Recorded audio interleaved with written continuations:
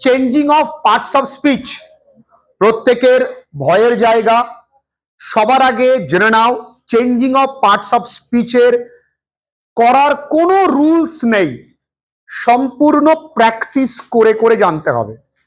যদি তুমি আজকের ক্লাসটা করো তাহলে অনেকটাই তোমার কাছে স্পষ্ট ধারণা চলে আসবে। Changing of parts of speech পরীক্ষায় 1 নাম্বার থাকতেও পারে, আবার নাও বা থাকতে পারে। তাহলে স্যার বাদই দিলাম না। এই গ্রামারটা করতে পারলে তুমি আরো অনেক কিছুতে ইংরেজির ইমপ্রুভমেন্ট আসবে। দেখো, আমরা জানি পার্টস অফ স্পিচ 8 প্রকার, কিন্তু যখন চেঞ্জিং এর ব্যাপার আসে তখন 4 প্রকারই সীমাবদ্ধ: নাউন, ভার্ব, অ্যাডজেক্টিভ, অ্যাডভার্ব। যেমন ধরো না, কোন একটা শব্দ আছে অ্যাবান্ডান্স, এর অ্যাডজেক্টিভ কি? অ্যাবান্ডান্ট। আর অ্যাডজেক্টিভের সঙ্গে এলওয়াই অ্যাড করলে অ্যাডভার্ব হয়ে যায়, সুতরাং অ্যাবান্ডান্টলি। অ্যাবান্ডান্স মানে প্রাচুর্য।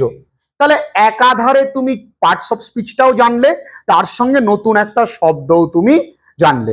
এখান থেকেই এসছে অ্যাবাউন্ড, এরপরেই হয় অ্যাবাউন্ডিং। বুঝতে পেরেছ? অ্যাবিউজ কাউকে দোষারোপ করা, অ্যাবিউজিভ অ্যাডজেক্টিভ, অ্যাবিউজিভলি অ্যাডভার্ব। আমি অ্যাডভার্বটা লেখালাম না এই কারণেই, কারণ তোমরা জানো যে অ্যাডজেক্টিভের সঙ্গে এলওয়াই যুক্ত করলে অ্যাডভার্ব হয়, আর এর ভার্ব কিন্তু অ্যাবিউজ একই। এরপরে আসছে অ্যাকশন, তো এর ভার্ব অ্যাক্ট, এর অ্যাডজেক্টিভ অ্যাক্টিভ আর actively. Admission, admit, admissible, admissibly. লক্ষ্য করো, কোন কোন জায়গায় B L E Y L Y আছে, মানে ই এল ওয়াই আছে, দেখেছো ই এল ওয়াই আছে, আবার কোথাও কোথাও শুধু এল ওয়াই আছে। সেগুলো কিন্তু লক্ষ্য করবে খুব ভালো করে। এবার অ্যাডপশন, অ্যাডপ্ট, এই দুটো জানলেই হবে। Advice, advise. Affection, affect, affectionate, অ্যাফেকশনেটলি। Aggression, aggressive. এগুলো তোমাদেরকে মুখস্থ করতে হবে। আমি তো সবে 30টা দিয়েছি, এইরকম অনেকগুলো আছে। শুধু কি এগুলো? না, এগুলো প্রতিটা বাক্যে কেমন করে প্রয়োগ করেছে, প্রতিটা শব্দ, সেটাও কিন্তু আমি এখানে 1 বাই 1 দিয়ে দিয়েছি। যেমন আমরা যদি অ্যাবান্ডান্স অ্যাজ আ নাউন ব্যবহার করি, there is an abundance of flower in the garden, অর্থাৎ বাগানে প্রচুর পরিমাণে ফুল আছে। অ্যাডজেক্টিভ করলে কি হবে? Water is abundant during the rainy season, জল প্রচুর পরিমাণে থাকে বর্ষা ঋতুতে। তাহলে এই অ্যাবান্ডান্স কি করে বাক্যে ব্যবহৃত হচ্ছে আর অ্যাবান্ডান্ট কি করে ব্যবহৃত হচ্ছে, এগুলো তোমাদের স্টাডি মেটেরিয়াল তোমরা দেখবে, পরবর্তীকালে হেল্প করবে। অ্যাবিউজ, নাউন কি করে? Child abuse is a serious crime. Child abuse, তাই না? এটা serious crime. Never abuse your পাওয়ার, তোমার ক্ষমতার দুরুপয়োগ করো না কখনো। He is abusive language heart everyone, তার খারাপ কথা প্রত্যেককে দুঃখ দিয়েছে। অ্যাকশন, অ্যাক্ট, অ্যাক্টিভ, এগুলো কি করে ব্যবহৃত হয়েছে? অ্যাডমিশন, অ্যাডমিট, অ্যাডমিসেবল, অ্যাডমিসেবলি কি করে ব্যবহৃত হয়েছে? প্রতিটা affection, affect, affectionate, অ্যাফেকশনেটলি। Anger, anger, angry, angrily কি করে ব্যবহৃত হয়েছে? প্রতিটা 30টাই তোমাদের জন্য এখানে করে দেওয়া আছে। এগুলো তোমাদের স্টাডি মেটেরিয়াল। এবার আমরা যেখানে শিখবো, তো স্টাডি মেটেরিয়াল তো আমি তোমাদেরকে প্রোভাইড করে দেবো, যারা তোমরা ক্লাসেস করছো তোমাদের নিশ্চয়ই তোমরা পেয়ে যাবে। এবার আমরা শেখার সেকশনে আসি, আমরা কোন জিনিসগুলো শিখবো। দেখো, changing of parts of speech,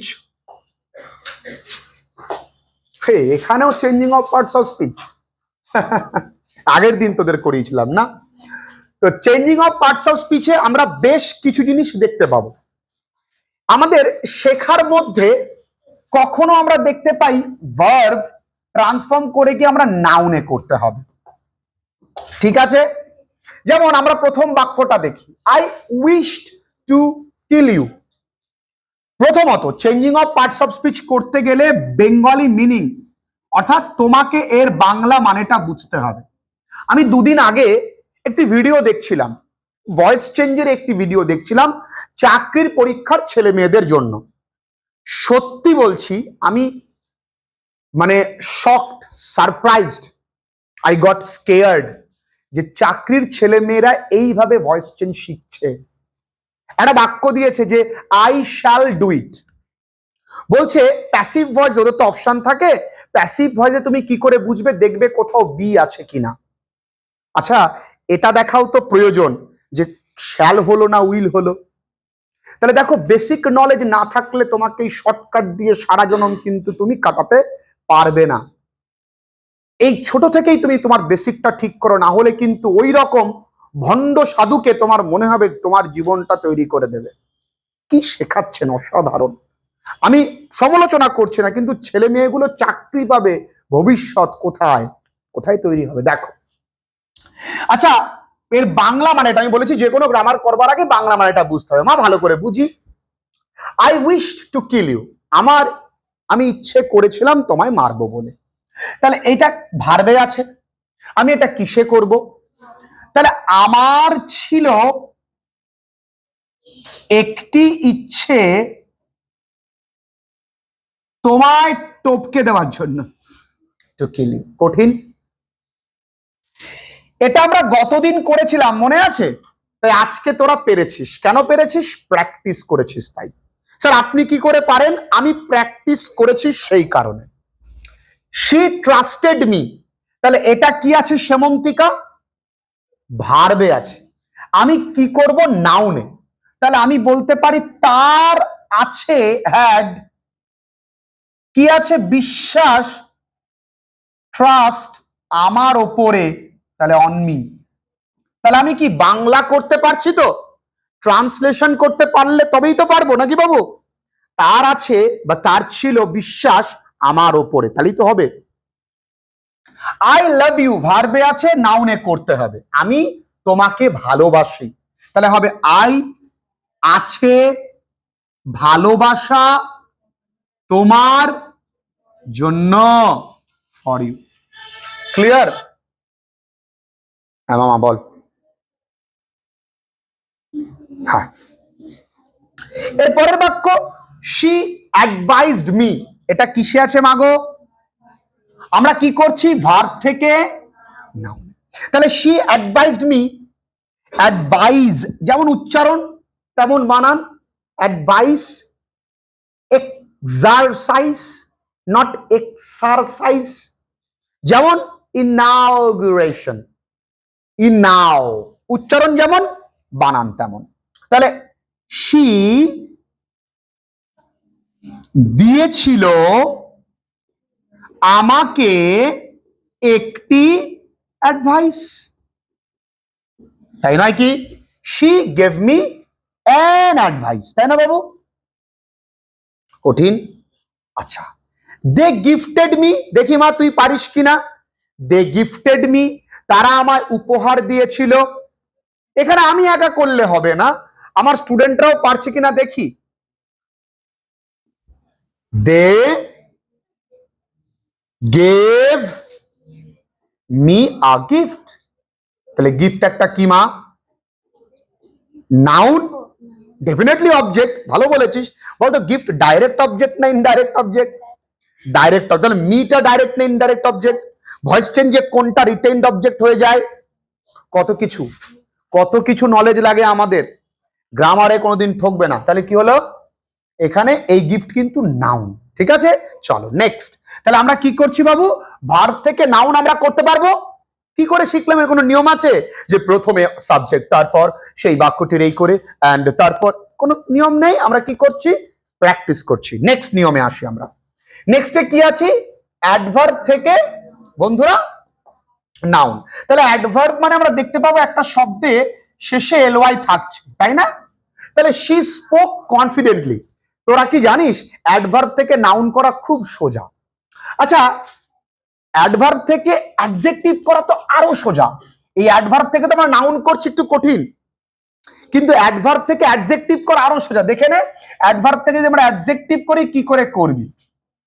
আচ্ছা, শি স্পোক কনফিডেন্টলি আমরা দুভাবে করতে পারি। এক করতে পারি শি ওয়াজ কনফিডেন্ট, অ্যাডজেক্টিভ করলে সে ছিল কনফিডেন্ট, আত্মবিশ্বাসী। হোয়েন শি স্পোক, আমরা এইভাবে করবই না। আরো সহজ করে করলে she spoke in a confident manner, ঝামেলা শেষ। এই ম্যানারটা কেমন? কনফিডেন্ট। তাহলে হয়ে গেল না অ্যাডজেক্টিভ? হলো। একই রকম ভাবে দে গ্রিটেড আস কি ইন অ্যান অ্যাফেকশনেট ম্যানার বা in an affectionate way. Way ঠিক আছে, বুঝতে পেরেছি? আমি অমরেশপুরি নই। হ্যাঁ, তাহলে নাউন যদি করি, এটা তো ধরো অ্যাডভার্ব থেকে আমরা অ্যাডজেক্টিভ করলাম। যদি নাউন করি, নাউন আরো সোজা। শি যেমন আছে তাই, স্পোক যেমন আছে তাই, উইথ কনফিডেন্স। কি হবে বাবু? উইথ। তাহলে আমাকে তো নাউনটা জানতে হবে উইথ কনফিডেন্স। আমাকে তো নাউন ফর্মটা জানতে হবে যে কনফিডেন্টের নাউন ফর্ম কনফিডেন্স হয়। তার জন্য আমাদের তো এই ছকগুলো পড়তে হবে, এই ছকটা পড়তে হবে, আমাদের এই ছকটা মুখস্থ রাখতে হবে। ডেফিনেটলি আমাদের এই ছকটাকে মনে রাখতে হবে, তা নাহলে তো হবে না। কোথায় গেল এই আয়? হ্যাঁ আচ্ছা, যেমন আমরা কালেক্ট এর নাউন ফর্ম কি? কালেকশন। কমপ্লিট এর নাউন ফর্ম কি? কমপ্লিশন। কনক্লুড এর নাউন ফর্ম কি? কনক্লুশন। ইনক্লুড এর নাউন ফর্ম ইনক্লুশন।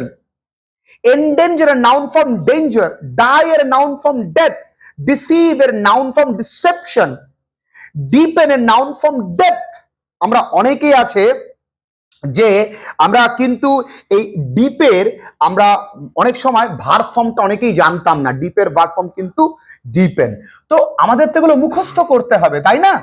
এরপর তাহলে দে গ্রিটেড আস অ্যাফেকশনেটলি, কি হবে? দে গ্রিটেড আস, তাহলে অ্যাফেকশনেটলি এর নাউন কি? অ্যাফেকশন। তাহলে দে গ্রিটেড আস, আবার বল মা। Yes, they greeted us with affection. কঠিন কিছু আছে বাবু? এবার আমরা করব ভার্ব থেকে অ্যাডজেক্টিভ। কি করব আমরা? ভার্ব থেকে অ্যাডজেক্টিভ। আচ্ছা, এখানে ভার্ব কোনটা আছে? Care. They did not care for anything, তারা কোনো কিছুর ভ্রুক্ষেপ করে না। তাহলে ডিড নট কেয়ার মানে কি? কেয়ারলেস। তাহলে আমি লিখতে পারি she was careless. She was careless for anything. এবার দেখি আমরা এখানে লিখিয়েছি কিনা। আমরা ডেফিনেটলি করিয়েছি যে কেয়ারফুল। হ্যাঁ, এই যে কেয়ার, কেয়ার, কেয়ারফুল অথবা কেয়ারলেস, ঠিক আছে, করিয়েছি আমরা। আচ্ছা, ইউ অ্যানয়েড মি এর অ্যাডজেক্টিভ করলে, এর ভার্ব থেকে অ্যাডজেক্টিভ অ্যানয়েড। অ্যাডজেক্টিভ কি করে করব? তুমি আমায় বিরক্ত করেছিলে। তুমি আমায় বিরক্ত করেছিলে। তাহলে তুমি আমার কাছে বিরক্তিকর ছিলে, তাই না? তাহলে তুমি ছিলে আমার কাছে ইংরেজি কি? You were annoying to me. গতদিন এই গ্রামারটা খুব সুন্দর করে ওরা করেছে, এই গ্রামারটা। I do not believe you, দারুণ করে করেছে ওরা। আমি তোমায় বিশ্বাস করি না। আচ্ছা আচ্ছা, বিলিভের অ্যাডজেক্টিভ ফর্ম কি বলতো? বিলিভেবল। তাহলে I do not believe you মানে আমি তোমায় বিশ্বাস করি না। তার মানে কি? তুমি আমার কাছে বিশ্বস্ত নও। এটা কিন্তু এরকম করলে হবে না যে I am not believable to you, এটা করলে কিন্তু হবে না। তার মানে তো দাঁড়াচ্ছে আমি হই না তোমার কাছে বিশ্বস্ত। কিন্তু কি মানে দাঁড়াবে? তুমি হও না বিলিভেবল টু মি। এটা হবে সঠিক উত্তর। বুঝাতে পারলাম আমি? বুঝতে পেরেছি? লিখে নাও।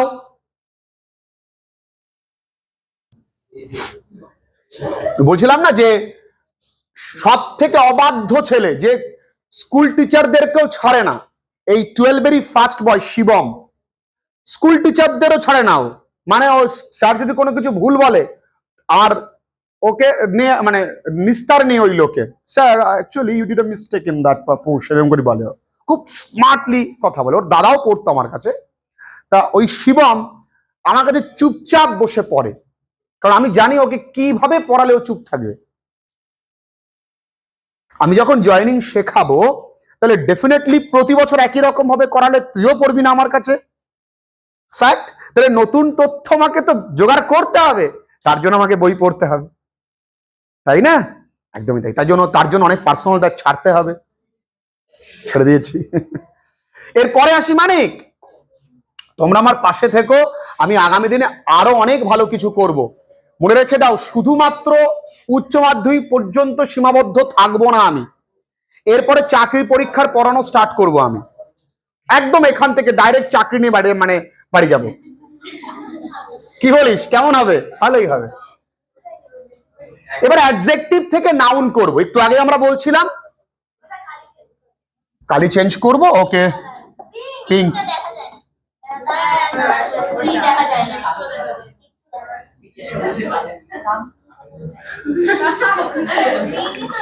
She was a revolutionary leader. সে একটি যুগান্তকারী নেতা। এটাকে নাউন করতে হবে, কি করে করব?